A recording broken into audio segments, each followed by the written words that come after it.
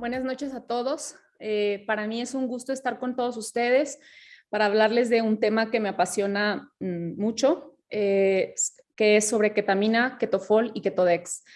Yo soy Judith de la Serna y me encuentro actualmente radicando en la ciudad de Aguascalientes. Bueno, para empezar, hay tanta controversia, hay artículos que mencionan que porque han pasado 50 años, ¿de verdad resurgió el uso de la ketamina o de verdad nunca se dejó de usar? ¿Qué es lo que ha pasado durante estos 50 años? En realidad, hubo varios efectos adversos que se presentaban desde que se empezó a usar en animales, donde se empezaba a observar que producía efectos psicodélicos en los animales primero y después en los humanos, donde empezábamos a ver que había alucinaciones, donde había euforia, donde había disociación, donde el paciente se quedaba inmóvil, donde disminuía su frecuencia respiratoria, e incluso cuando no había pues cómo monitorizar a esos pacientes, se daba cuenta de que había extrema cantidad de efectos adversos cardíacos, incluso convulsiones o estados de psicosis, ¿no? Y dentro de las primeras causas que están reportadas por la cual se satiniza tanto la ketamina es por el aumento de la presión intracraneal, por el aumento de la presión intraóptica y por estos efectos de alucinaciones que a veces producen un estrés postraumático o un delirio de emergencia postanestésico, ¿no?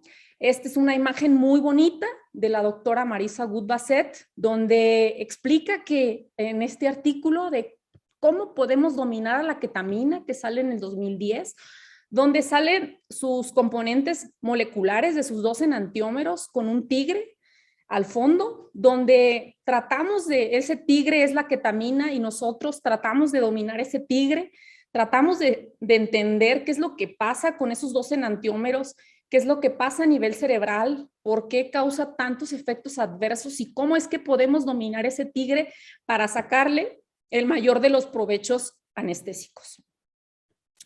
Y luego entonces hablamos de farmacología básica, hablando de que es un derivado de la fenilciclidina, que posteriormente se le dio el nombre de ketamina, llamado ketalar. Es un antagonista no competitivo del receptor NMDA, que principalmente estos receptores se encuentran en corteza, tálamo, limbo y médula espinal, de ahí sus efectos que produce. Tiene 2 enantiómeros, el isómero S y el isómero R. La ketamina racémica, la que tiene estos 2 isómeros, es el ketalar, que es el que nosotros conocemos, que tiene 50 miligramos en 1 mililitro, que tenemos en México. Y el enantiómero S, que es el ketanest, que no tenemos en México, donde solo tiene pues este isómero S, ¿no? ¿Y qué diferencia entonces tiene el que tenga solo el isómero S o el enantiómero S? Bueno, que disminuye la estimulación cardíaca, disminuye la estimulación motor espontánea, los efectos psicomiméticos y la incidencia de delirio de emergencia, que es la causa de la cual muchos le tienen un terror a la ketamina, ¿no? Y tiene efectos benéficos que tiene 3 a 4 veces mayor potencia de producir mejor analgesia y una recuperación más rápida, ¿no? ¿Cuál es la ventana terapéutica de la ketamina? Anteriormente se hablaba de concentraciones plasmáticas si nosotros usábamos un modelo farmacocinético de concentraciones plasmáticas anestésicas de 0.5 a 2.5 microgramos por mililitro. Sabemos que tiene un volumen de distribución muy amplio, que se une a proteínas de 40 al 50%, que rápidamente llega al cerebro por su biodisponibilidad. Y entonces, ¿qué es lo que pasa con la ventana terapéutica? Que tiene un techo analgésico. Y de ahí la importancia de saber usar la cantidad de ketamina que le ponemos a nuestros pacientes para evitar efectos adversos. Y entonces, si nosotros ponemos menos de 100 nanogramos por mililitro de concentración plasmática, pues no vamos a encontrar ningún efecto. Si nosotros administramos de 100 a 350 nanogramos, que viene siendo como 0.1 a 0.5 miligramos por kilo, se encuentra una zona de analgesia, que es la que todos quisiéramos usar. Y existe este techo analgésico que dice que por arriba de esto ya no aumenta el efecto analgésico, sin embargo, aumentan los efectos deleterios o los efectos adversos. ¿Como cuáles? Pues la anestesia disociativa, que nadie queremos que el paciente tenga euforia, que tenga alucinaciones o que tenga un estrés postraumático, ¿no?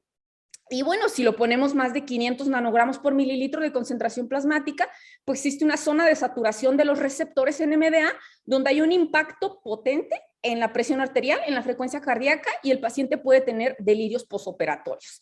Y de ahí que sale este artículo donde salen unas imágenes muy padres en internet que yo creo que ya todo el mundo vio, donde empiezan a ver entonces de decir, bueno, entonces la dosis mínima que yo debo usar es de 0.1 a 0.5. Pero entonces, si ven aquí ustedes, este artículo menciona que ellos encontraron efectos analgésicos a partir de 0.06 y luego para estatos epilépticos lo empiezan a usar desde 0.05. Y bueno, hablando de modelos farmacocinéticos, nosotros sabíamos anteriormente que dominó era el mejor modelo farmacocinético, sí, pero para usar como ketamina como anestésico. En este caso, la ketamina la queremos usar como adyuvante, como potente analgésico, y entonces la ketamina en este artículo se vuelve, el modelo de dominó se vuelve un subóptimo con dosis bajas, ¿no? Y entonces es donde resurge esta comparación con el modelo de Clemens 250, donde podemos observar que es el mejor modelo de TCI para dosis bajas con un peso como parámetro y un T-peak de 1 minuto. Y luego entonces, para que yo les pueda hablar de todas las cosas benéficas, de por qué y para qué usar ketamina en un evento anestésico, pues tenemos que hablar de las cosas buenas que produce la ketamina y que son de los nuevos artículos que han salido y de la nueva información que tenemos.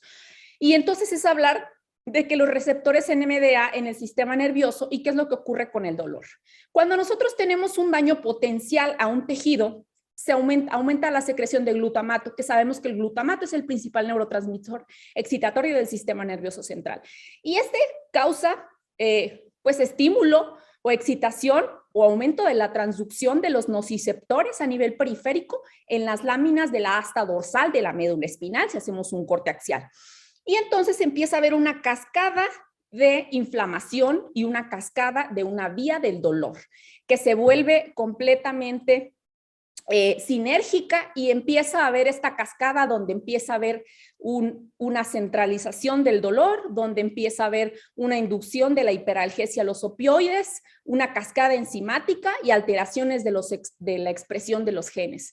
Bueno, estos receptores NMDA, ¿a qué nos ayudan en el sistema nervioso central? Bueno, a la transmisión sináptica excitatoria, a la excitotoxicidad, a la plasticidad, al participar en la regeneración neuronal, a la formación de circuitos, etcétera, ¿no? Y todo esto nos lleva a que entonces entendamos que si existe un daño potencial en un tejido, va a haber una activación de los nociceptores, despolarización sostenida, activación de estas neuronas de segundo orden y una sensibilización central con una hiperalgesia secundaria. Esta es la causa de que entonces nuestra ketamina, al actuar en los receptores NMDA que se encuentran en las astas posteriores de la médula espinal, entonces van a evitar que la primera fase del dolor, que es la transducción del dolor, al bloquearla, evita que se siga produciendo esa hiperalgesia secundaria y que produzca dolor crónico posoperatorio en nuestros pacientes, que es muy común, ya sean dolores somáticos o dolores neuropáticos.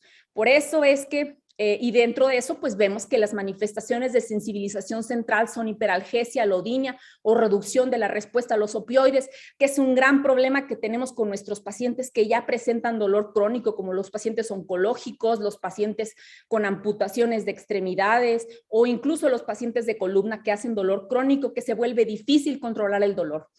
Y luego entonces, para hablar de qué es lo que ocurre a nivel del cerebro, que es algo muy importante, hay que entender que la ketamina es un bloqueador de canal abierto a dosis bajas. ¿Qué quiere decir? Que nosotros tenemos que usar dosis bajas de ketamina para encontrar estos efectos benéficos que tiene la ketamina. Y entonces, ¿qué es lo que produce? Normalmente en la corteza cerebral existen unas interneuronas GABAérgicas, pues que tratan de inhibir todo ese circuito excitatorio en el sistema nervioso.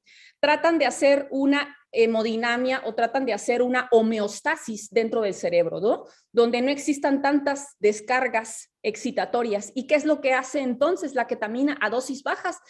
Que justamente a dosis bajas produce una desinhibición de estas neuronas piramidales y una activación cortical difusa.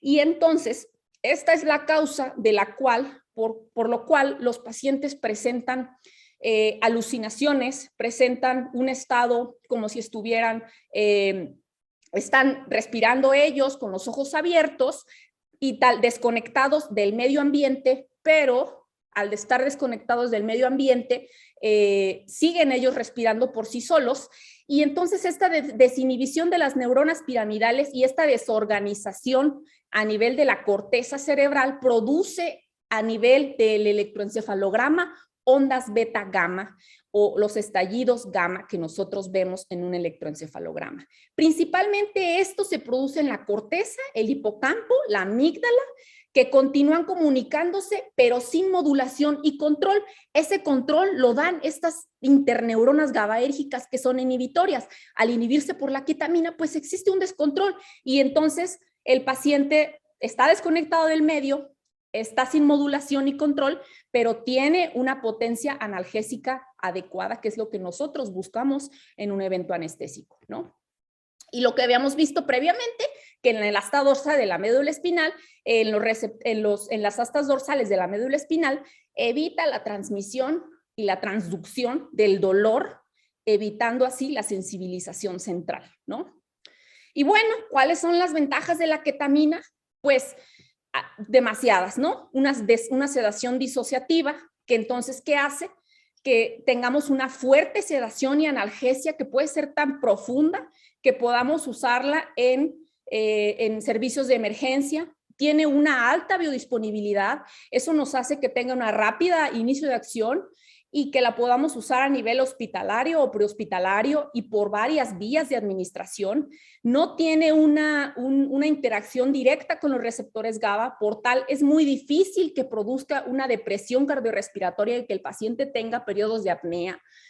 Tiene pues las múltiples vías de administración que lo hacen que aunque nosotros no tengamos una vía segura periférica, podamos usarla por cualquier otra vía, nasal, oral o intramuscular. Y su efecto potente broncodilatador, donde vemos que se produce en pacientes que tienen broncoespasmo o alguna enfermedad pulmonar. Preserva la estabilidad hemodinámica y tiene una potente actividad analgésica. Esta sedación disociativa, ya lo habíamos dicho previamente, es por la interrupción de la conexión córtico-cortical frontal a posterior, donde se preservan las vías talamocorticales. Se sigue preservando estas vías, pero entonces el paciente pues en realidad no está consciente, y si ustedes le preguntan al paciente, pues en realidad no se va a acordar de nada de lo que ocurrió. Y bueno, dentro de sus efectos benéficos es que aparte de estos, del bloqueo de los receptores NMDA, pues también actúa en los canales de calcio, y a nivel de los canales de calcio dependientes de voltaje, produce esta relajación del músculo liso vascular, esta vasoconstricción por el nervio simpático, conserva el tono de la vía aérea y el reflejo laringofaringio. Esto que ocasiona que al estimular el músculo geniogloso se libere la vía aérea, exista una mejor respiración del paciente y haya una apertura de la vía aérea. A nivel pulmonar, ocurre una vasodilatación y broncodilatación pulmonar que es ocasionada justamente por el bloqueo de estos canales de calcio dependientes de voltaje en el músculo liso. Y bueno, claro que se tiene que monitorizar, claro que se tiene que monitorizar la ketamina y todo lo que hagamos. Este artículo me parece muy bueno porque habla de verdad, por qué es que no hemos estandarizado el electroencefalograma como parte de nuestro monitoreo cotidiano durante un evento anestésico. Claro que es importante, ¿no? ¿Por qué? Porque dentro de los outcomes o dentro de las complicaciones principales en un paciente anestésico son las complicaciones cardíacas y neurológicas, y todo lo que nosotros administremos va al cerebro, que es el sitio efector. Entonces, tenemos siempre que monitorizar nuestro cerebro con lo que tengamos a la mano. Entonces, si nosotros administramos ketamina, nosotros podemos observar ese estallido gamma que se caracteriza por unas ondas delta lentas que podemos ver aquí.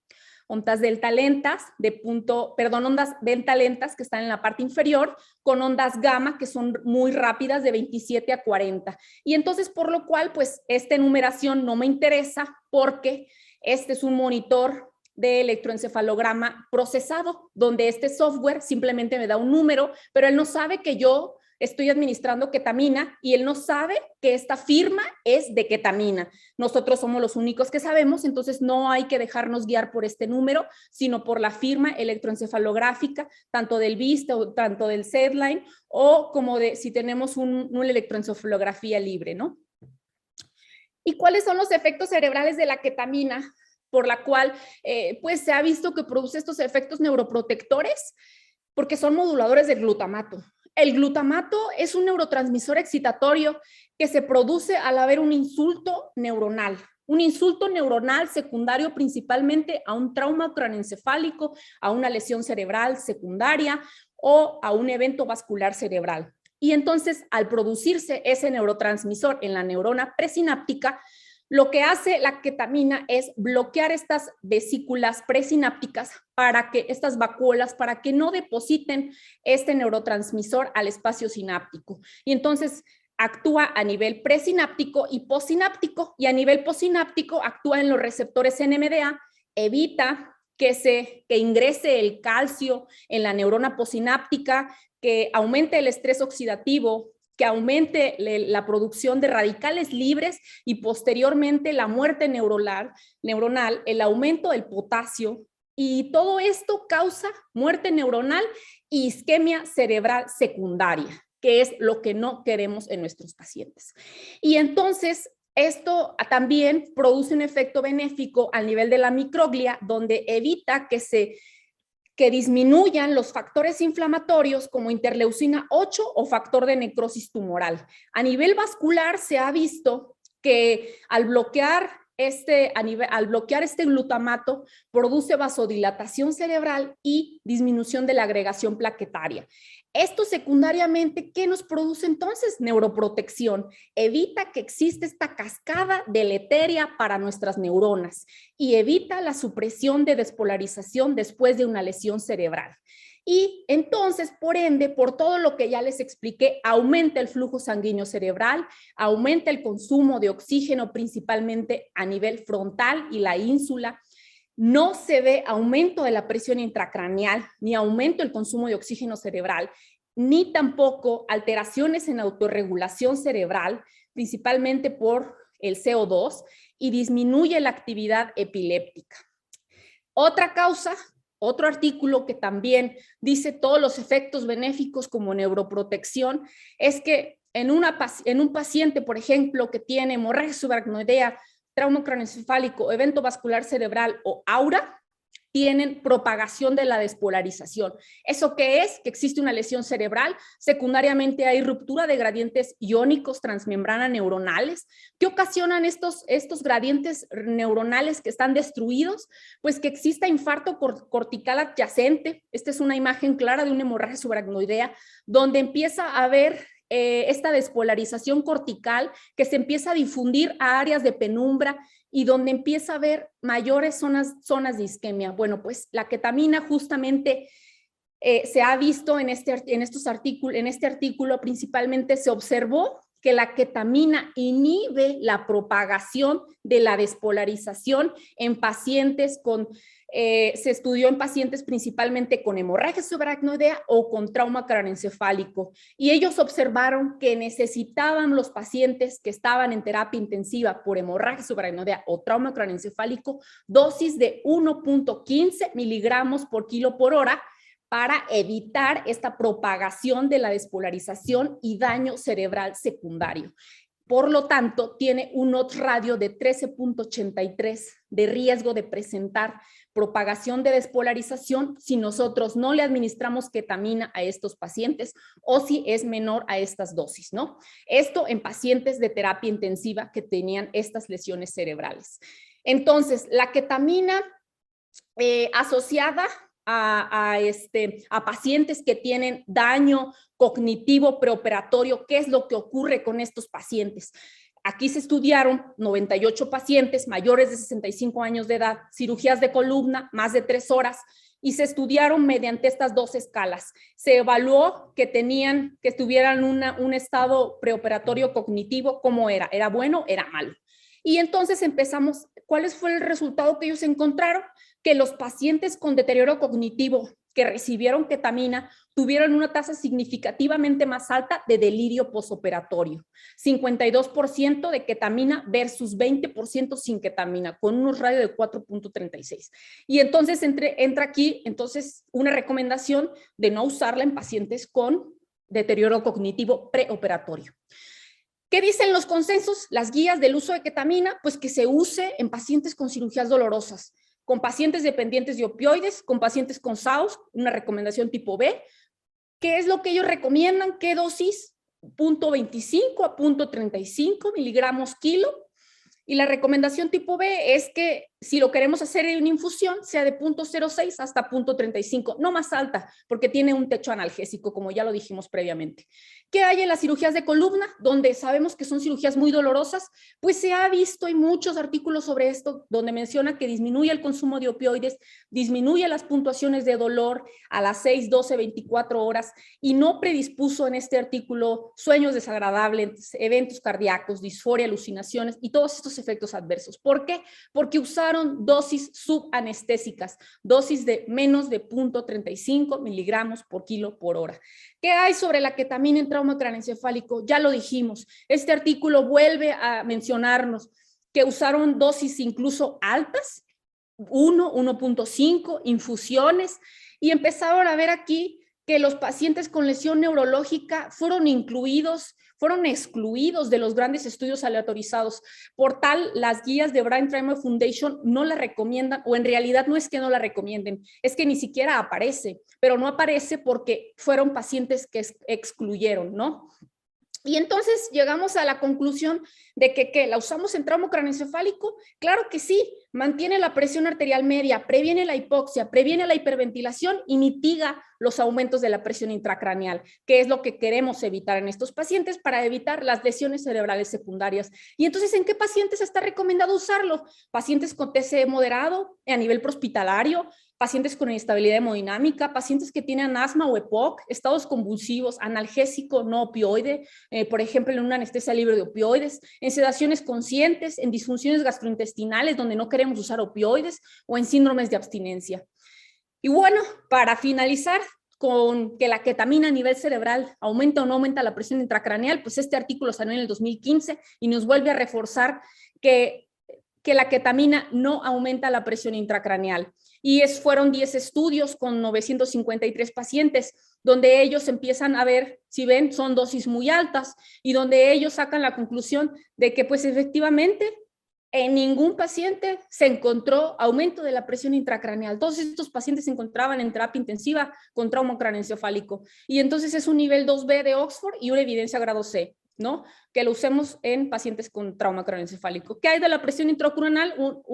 De la presión intraóptica que era la causa por la cual empezábamos a querer ya no usar la ketamina también. Bueno, pues también ya decimos que no, efectivamente empiezan a hacer estos estudios principalmente en niños, donde les dan dosis muy altas para realizarles el estudio de aumento de la presión intraóptica, y se empieza, y este autor nos dice que se aumenta la presión intraóptica, pero dosis mayores de 4 miligramos por kilo. Entonces, pues, efectivamente, si nosotros estamos usando dosis y estamos diciendo que dosis subanestésicas, pues entonces no debemos tener problema con la presión intraóptica. ¿Y qué es lo que ocurre a nivel, pues, cuándo no usarla? Ya dijimos, una de las causas, disfunción cognitiva preoperatoria, hipersensibilidad a la gente, alcoholismo grave, enfermedades arteriales coronárias de alto riesgo, insuficiencia renal y o hepática, aneurismas cerebrales no tratados o presión alta, ¿no? Y vamos a presentarles el primer caso clínico de Ketofol.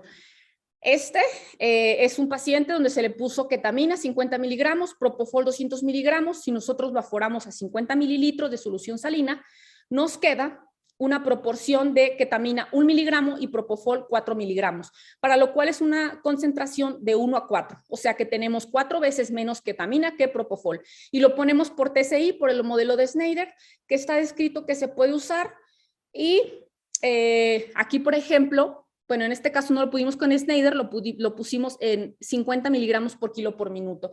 Y aquí vemos, por ejemplo, este paciente tenía una espondilolistesis grado 2, Es un paciente que entra a cirugía para una instrumentación lumbar, le hacemos una cirugía con un paciente despierto, una paciente de 50 años de edad, sin comorbilidades, donde pretendemos que sea una sedación profunda, donde preserve nuestra respiración, donde no tengamos riesgo de que haga apneas, no tendremos riesgo de perder la vía aérea y donde siempre en todo momento estemos monitorizando la pseudoanalgesia de esta paciente. Y entonces se preguntarán, ¿qué es lo que pasa? ¿Se quedan muy dormidos los pacientes con tanta combinación de medicamentos? Pues no, fíjense que la infusión la terminamos justo al terminar la cirugía, la paciente está despierta, la paciente responde órdenes sencillas, levanta sus piernas, existe una exploración neurológica inmediata y entonces se vuelve un medicamento maravilloso el uso de Ketofol.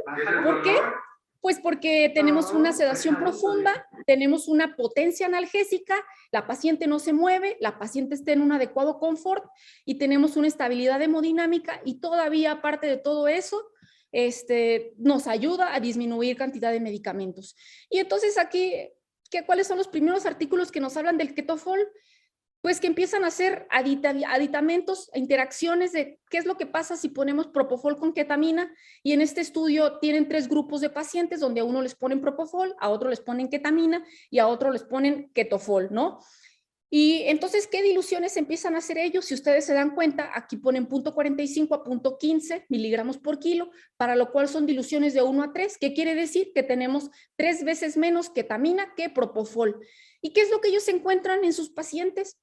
Esto lo usaron para una inducción anestésica, pues empiezan a observar desde el año de 1995 que los efectos sedantes de la ketamina y el propofol son aditivos en los puntos finales de hipnosis y anestesia, que la ketamina no influyó en la incidencia de apnea después del propofol, que los efectos opuestos de la ketamina sobre la presión arterial y el corazón tienden a anularse entre sí.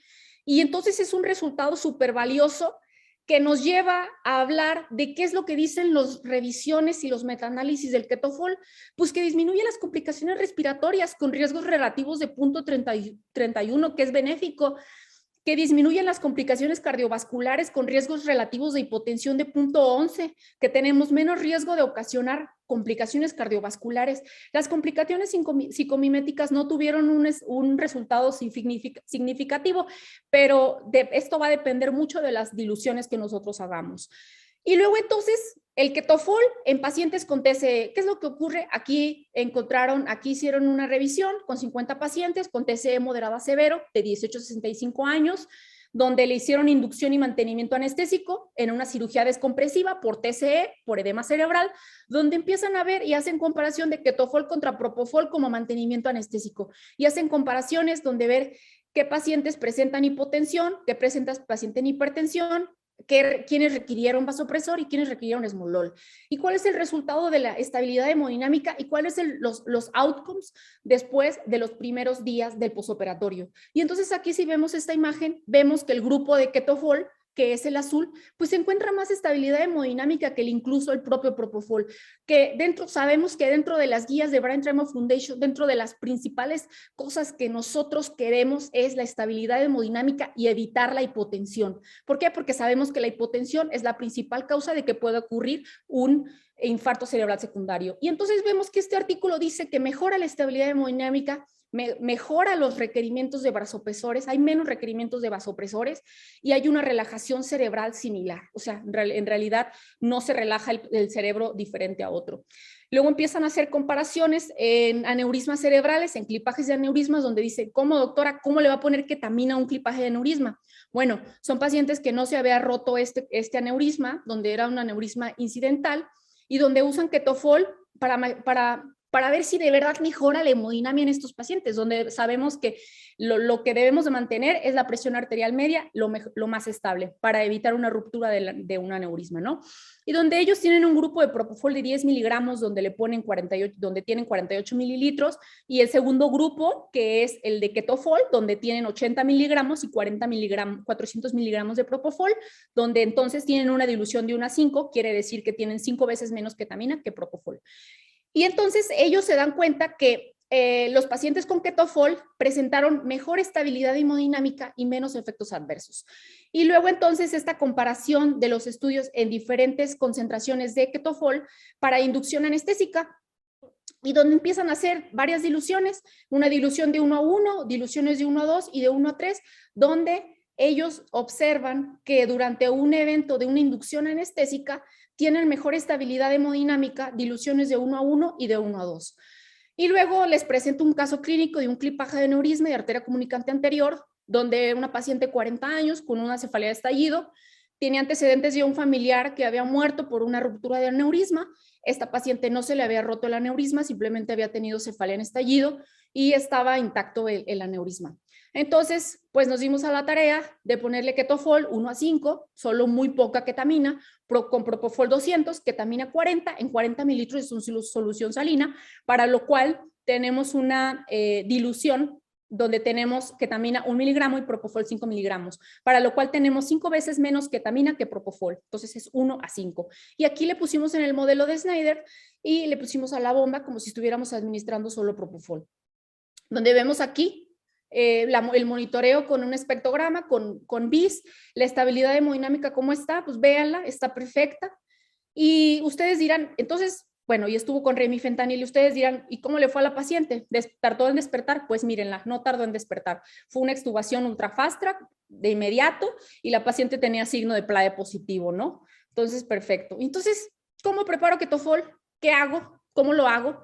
En bolo, hay artículos que dicen que usamos bolos, hay otros que dicen que usemos propofol TCI o propofol manual, va a depender. Si queremos un procedimiento de 5 minutos, lo podemos bolear de 2 en 2, dependiendo de la concentración que queramos, y si queremos para un mantenimiento anestésico, para una sedación que dure más de esos 5 o 10 minutos, pues mejor usarlo en infusión. ¿Y cómo lo vamos a preparar? Bueno, tenemos propofol, tenemos una jeringa de 50 mililitros, yo les voy a hacer un ejemplo, estos no son reglas de cocina, simplemente son ejemplos, donde lo vamos a forrar a 40 mililitros. Y entonces yo voy a tener 200 miligramos de propofol y 200 de ketamina, para lo cual tengo 5 miligramos, porque si yo divido 200 entre 40 son 5 miligramos de propofol. Si yo divido 200 entre 40 son 5 miligramos de ketamina, para lo cual es una dilución 1 a 1. Si yo tengo 200 de propofol y 160 de ketamina, tengo 4 miligramos por mililitro y entonces es una dilución de 1 a 2. Quiere decir que tengo 2 veces menos ketamina que propofol.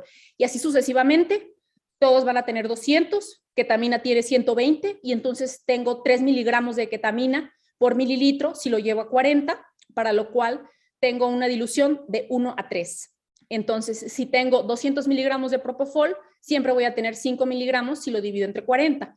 Y si le pongo 80 miligramos de ketamina, voy a tener una dilución de 2 miligramos por mililitro, para lo cual es una dilución de 1 a 4, o sea, 4 veces menos ketamina que propofol. Y por último, si yo tengo 200 y tengo 40, voy a tener 1 miligramo de ketamina por mililitro y entonces tengo una dilución de 1 a 5, 5 veces menos ketamina que propofol. Entonces, por último, ketofol como mantenimiento anestésico, una paciente joven de 20 años de edad que tiene un macroadenoma hipoficiario, productor de prolactina, fue un microadenoma hipoficiario productor de prolactina, donde le pusimos, le dimos Tiva TCI, le pusimos propofol 400 miligramos, ketamina 100 miligramos, solución salina al 0.9, 8 mililitros en un volumen de 50, para lo cual nos queda 2 miligramos de ketamina por mililitro y propofol 8 miligramos por mililitro, o sea, una dilución de 1 a 4. Le pusimos muy poca ketamina. Y vemos aquí que están en la resección del tumor, vía transnasal endoscópica, vemos la estabilidad hemodinámica del paciente y la extubación temprana de la paciente, ¿no? Donde la paciente está sin emergencia, sin delirio de emergencia, sin agitación, no tiene dolor y pues es una extubación muy suave. ¿Qué hay del Ketodex? Ya hablamos del ketofol. El Ketodex fue descrito hace 15 años por el doctor Tuzon en Turquía y empieza a ver esta combinación de por qué entonces mezclamos ahora ya no nada más ketamina y propofol, sino ketamina y dexmedetomidina, y donde, pues, ¿qué usamos? ¿Bolo, perfusión o qué hacemos? Lo usamos en bolo, donde le pongamos un bolo que dicen varios artículos de anestesia latina de un colombiano, de un doctor colombiano que se encuentra en la ciudad de Colombia, donde vemos que ellos tratan de explicarnos mediante varios modelos farmacocinéticos qué ocurre al mezclar estos dos medicamentos, y donde vemos que al combinar estos dos y los ponemos en bolo, pues nosotros no podemos controlar qué es lo que ocurre si ponemos estas diluciones de 1 a 1 y le ponemos 50 miligramos de ketamina y 50 de dexmedetomidina, y si le ponemos un bolo rápido, el paciente pues va a tener una bradicardia que puede ser no severa, pero dura aproximadamente 5 segundos y después se recupera. Pero entonces no queremos eso para nuestros pacientes. Entonces, ¿lo podemos hacer en perfusión? Pues yo creo que sí, lo podemos hacer en perfusión, como dice la literatura, iniciar con 1 microgramo por kilo por hora, dilución 1 a 1, o sea, 100 miligramos de ketamina, 100 microgramos de dexmedetomidina, una dilución 1 a 1, y entonces nosotros podemos controlar esa sedación de acuerdo a nuestro monitoreo de la actividad eléctrica cerebral. Entonces nosotros podemos decir, lo voy a empezar a 1 durante 15 minutos y posteriormente lo voy a ir bajando dependiendo del tipo de sedación que yo quiera, ¿no? Y bueno, ¿qué hay? ¿Por qué usar Ketodex entonces? ¿Qué es lo que está escrito en la literatura? Pues que el Ketodex en combinación, la ketamina con dexmedetomidina en endoscopías gastrointestinales en niños, pues se vio que en este artículo usaban 2 miligramos de ketamina y 1 microgramo de dexmedetomidina, donde empezaron a ver que solo el 24% aumentó la salivación, no encontraron efectos adversos, y el endoscopista detectó que el 89% pues era satisfactorio esa sedación, entonces le gustó, ¿no? Otro artículo que habla sobre el Ketodex en diferentes escenarios clínicos, donde observan que hay mejor estabilidad hemodinámica, proporciona una mejor sedación que la propia dexmedetomidina sola, mejora la analgesia posoperatoria, disminuye el uso de opioides posoperatorios y es una recuperación más suave. Y entonces aquí empiezan a describir de los primeros estudios que se hace, que es en niños, que se ha observado que al momento de darles anestesia general, principalmente cirugías de otorrino, donde les hacen amigdalectomía y se da anestesia general con halogenados como sevoflurano, se empieza a ver que producen este delirio de emergencia donde se agitan durante 15 minutos en el posoperatorio, donde no saben dónde están, donde patean, donde están agitados, tal vez por dolor, tal vez por los halogenados, y empiezan a hacer estudios de ponerles Ketodex a los pacientes antes de extubarlos, y empiezan a ver que mejora ese delirio de emergencia y que no se presenta.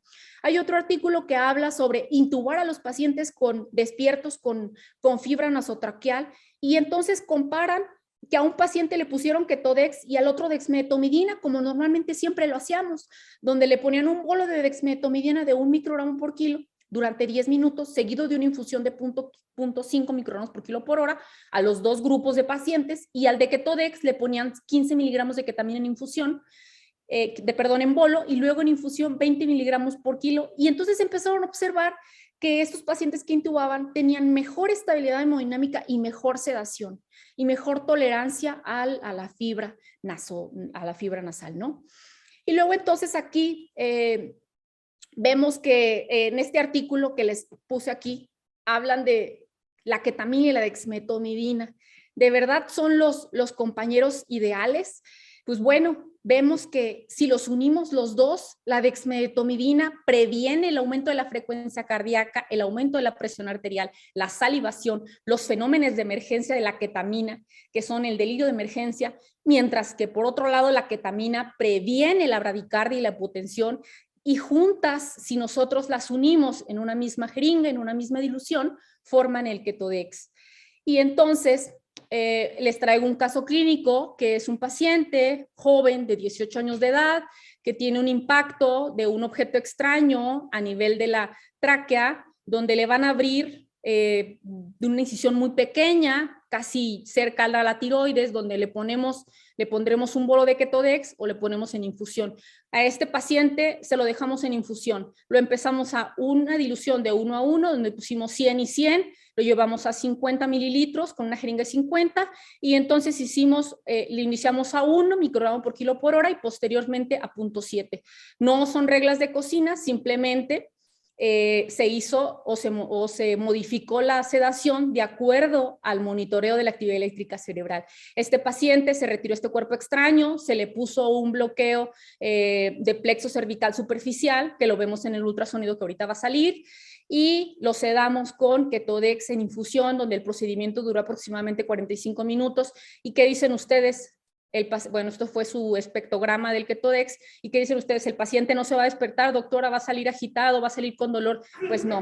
Véanlo, responde órdenes sencillas. Él se pasa de una cama a otra sin dolor. Responde a los estímulos y entonces es las cosas benéficas de ketamina. Y para finalizar, les voy a traer qué es lo que se habla del Ketodex en pediatría. Este es un análisis de los más grandes, que se incluyeron 17.942 pacientes pediátricos para diversos procedimientos donde se requería una sedación, como cuáles, aquí están, como electroencefalograma, ecocardiograma, etcétera. Los niños que iban a entrar a una tomografía, a una resonancia magnética, y que muchos de ellos tenían alteraciones o diagnósticos primarios como asma, como enfermedades cardíacas congénitas, como enfermedad de Kawasaki, etcétera. Y todos eran niños, que más o menos de qué peso, 11, la edad medio pues era de 10 a 34 años, unos no eran tan niños, y donde les administraban intranasal 2 microgramos por kilo de dexmedetomidina y 1 miligramo por kilo de ketamina intranasal. No les ponían accesos venosos. Y entonces, ¿qué empezaron a ver ellos? Bueno, empezaron a estudiar si de verdad producía una adecuada sedación esta combinación mediante la escala de modificación de valoración del observador de alerta de sedación, que es el MOA, con menos de 3. Nosotros podíamos decir que era una sedación adecuada. Y entonces, ¿qué empezaron a observar? Pues que la incidencia de efectos adversos era muy baja, era incluso de menos de 0.58%, o sea, nada. De los efectos adversos más comunes, se presentó en 54 pacientes y solo fue el 0.3%.